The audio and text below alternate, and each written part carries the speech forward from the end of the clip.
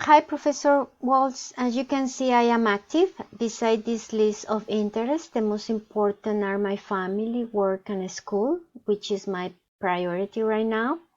I like to learn the most that I can. There is a stage in my life that brings me so much joy.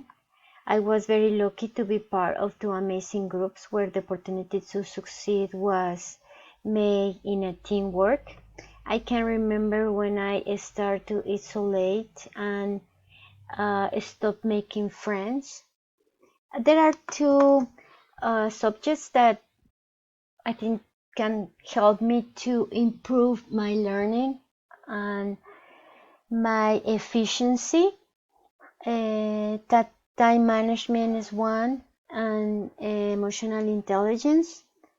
I wish I can focus more and be efficient and faster than my ADD. Master my planning and be more effective is an obsession and a necessity. I hope I can learn how to combine my strengths, skills, and take advantage of that because I need to overcome my fears and insecurity. My relationship with online classes has been very surprising. I give me an inner calm because I don't like to be exposed. But the reality is that everything is in my neurons.